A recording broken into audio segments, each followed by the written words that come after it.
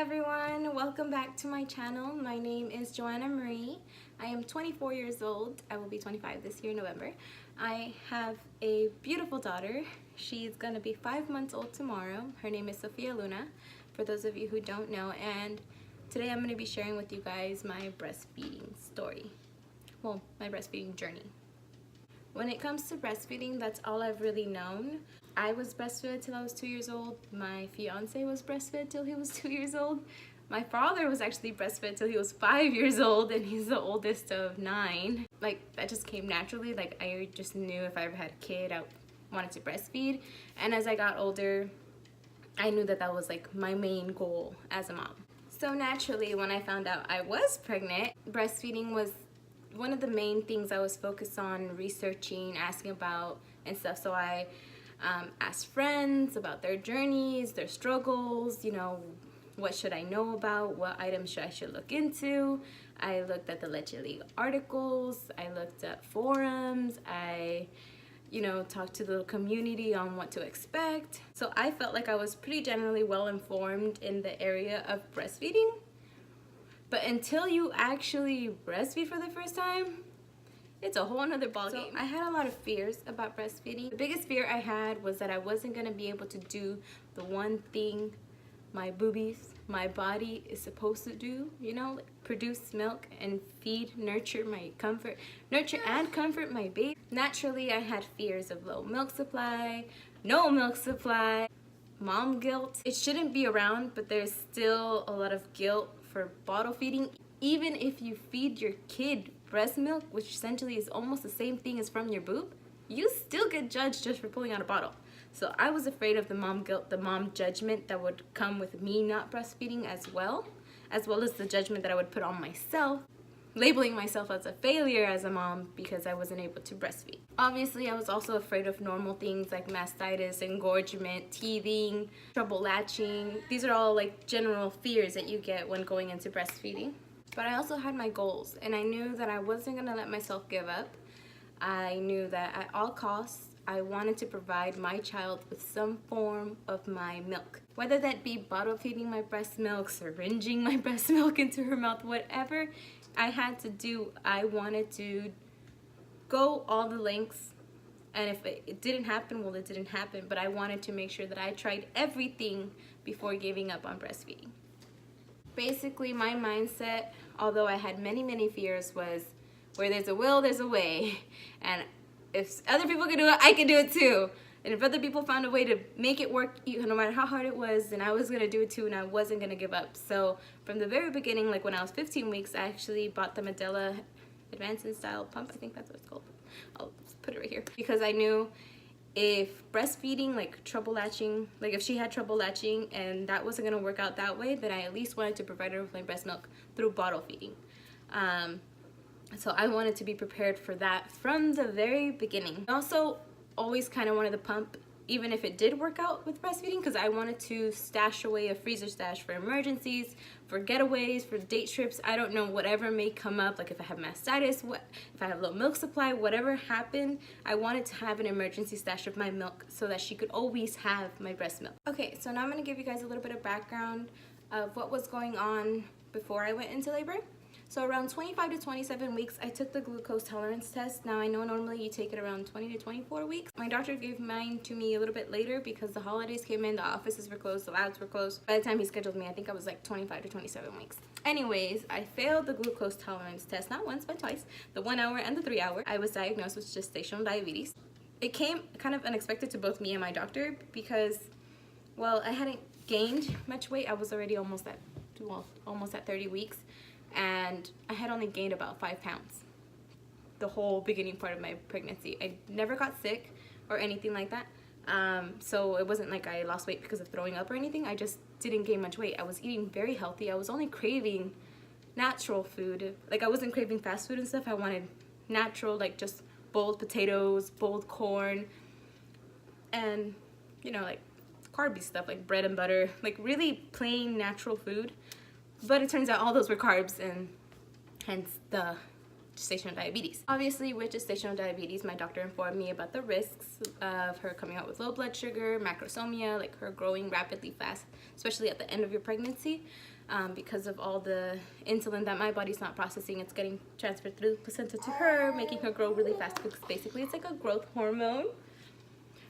They did let me know that when she was born, they were going to check her blood sugar levels right when she was born to see if she did have low blood sugar, and to try to get her on my breast, because I told them like what's going to happen if that happens, because I want to breastfeed.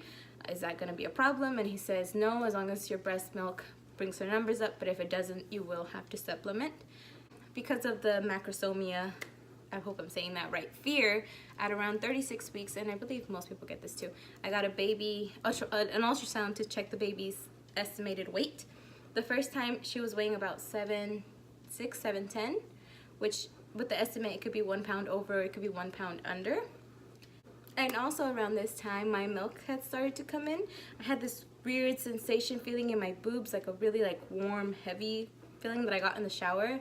And when I like gently, like really even squished my boob, like colostrum came out. So I was very excited, because I was like, yes, my boobies are preparing for the battle, and it's already making the milk, and I'm gonna do this, you know, like I was there, and my milk was coming in. At 38 weeks, I got another estimate, and she was already at 812.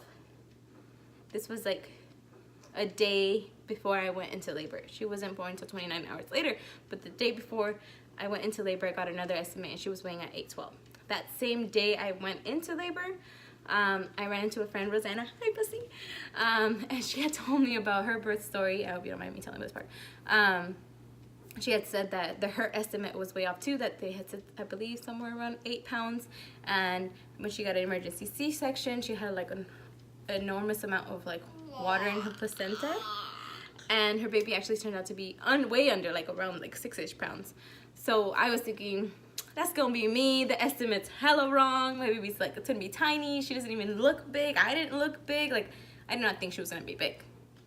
But because of this, I did try to naturally start inducing my labor. I was on this yoga ball right here, doing the normal stuff, you know, like sex and running and walking, not running, walking and stuff. I actually did end up inducing labor that day, because I got the estimate that day, and I was just like, this baby cannot be in here no more. This baby got to come out naturally now. So I did, and I don't want to get too much into that whole story, because if you guys want me to do a labor and delivery story, I'm more than happy to do that. So she was born, my little beautiful baby. She was so swollen. She was 8 pounds, 13 ounces, 1 ounce over. She was 23 inches, which they messed up, because when I went to the clinic, she was 21 inches. And she was born at 2:41 a.m. Of course, I didn't have a birth plan, but I had verbally let them know that I wanted to do skin to skin for as long as possible. I wanted to breastfeed and try to get latched on right away. They did let me know. Obviously, they had to weigh her and stuff and check her blood sugar levels, so I was okay with that. So as soon as she was born, they put her on me, and she had kind of trouble latching. Like, she just kind of wasn't like, I don't know if she just wasn't hungry, or she just wasn't like there, because she was kind of fussy, and I had her on my skin. She just didn't really. And when she finally did like have her mouth on my nipple, she wasn't really sucking, or at least I didn't feel her sucking. She wasn't really moving around.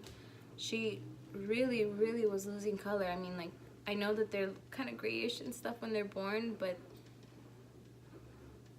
like my baby looked lifeless. Like, I've never seen anything like it before, and I hope I never ever have to again.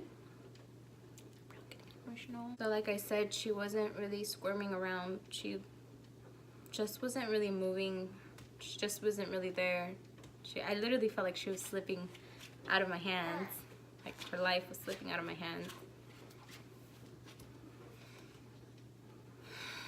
The first red flag to this story, she got her blood sugar levels checked, and she was, I think, 10 to 15 points, or the number was like 10 to 15. I believe it had to be at 40, if I'm not mistaken. This 5 months ago, guys, so I don't really remember the numbers. They suggested to give her sugar water. Well, they suggested to try to breastfeed again, and her numbers didn't really go up. So we attempted sugar water, like a little syringe thingy. It only went up like 5 points. So at this point, I was like, can I try to breastfeed one more time? Like, I didn't want to give up.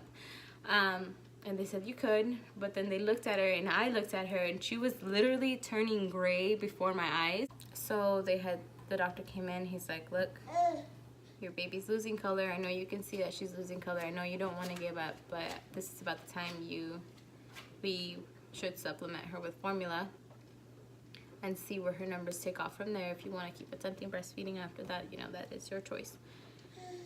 So of course, without a second of the doubt, like, I just made the decision to, yeah, of course, give me the damn bottle of formula. But like, as I was feeding her, I just kept thinking of everything that was about to go down. I wasn't gonna be able to breastfeed. What was I gonna do? My milk wasn't gonna come in. As soon as she takes milk from this formula, she's not gonna want to ever even latch on and deal with my colostrum, struggle to get it out. Like, who would? Like, if you can have it the easy way, why would you want to struggle and get, like, the colostrum out? So I was like, there is no way I'm ever gonna get her on my boob. Like, I was like, maybe somewhere in my head, maybe I'll be able to pump. But like, in my head, I was like, what if she starts to reject my milk? Because at this point, she's gotten the taste of the formula. And what if she doesn't like the taste of my milk? What if my milk doesn't taste good? Like, I had so many fears as I was feeding her that I didn't even enjoy her first feeding. I didn't get that luxury of that skin to skin, feeling that instant bond connection, because I fed her out of a bottle, and the whole time I wasn't there with her. I was in here with myself and my thoughts and my fears. We were done supplementing her and they checked her blood sugar again, which, by the way, they got to poke the little heel to get the blood out. That was horrible. Her numbers had gone up to, I believe, 67, so it was a really good number, but they were going to keep her on 24-hour watch. That means every 3 hours for the next 24 hours, they were going to come in there and poke my little newborn baby on the butt. You don't even understand how much guilt I felt, because I was like, how could I not have taken care of myself even better to not have gotten gestational diabetes, so she would have never had low blood sugar, so I wouldn't be in that situation. After my postpartum shower and we got into our postpartum room, a nurse came in and she tried to help me to get her latched on. She hated it. She hated my nipple. Like, almost like she was even disgusted by the taste. Like, she was just like, so she gave me a nipple shield to try, and at that time it just looked too big. Like, she just wasn't opening her mouth wide enough, and like, even if we did the snatch and pull, whatever it's called when you like sandwich your boob in there with the nipple shield and everything, like, it just wasn't working. So she brought me a manual pump that I could keep.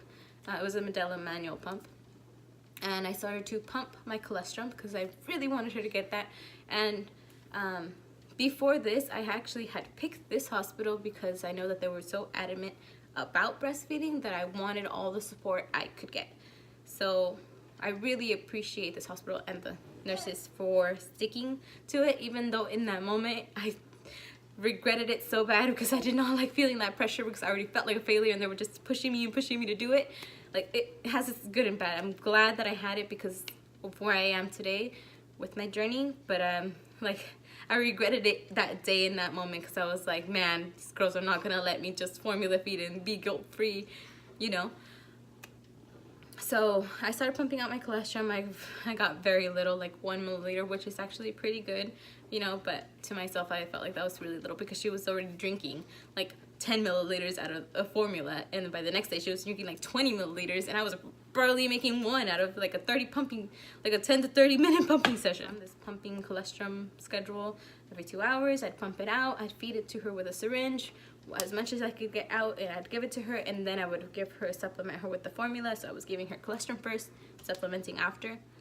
Alright guys, so I'm gonna have to cut this video into 2 parts because it's very long. So this is the end of part 1. Don't forget to subscribe. The baby's fussy. Don't forget to subscribe, click the notification bell, give this video a like, and I'll see you guys in part 2.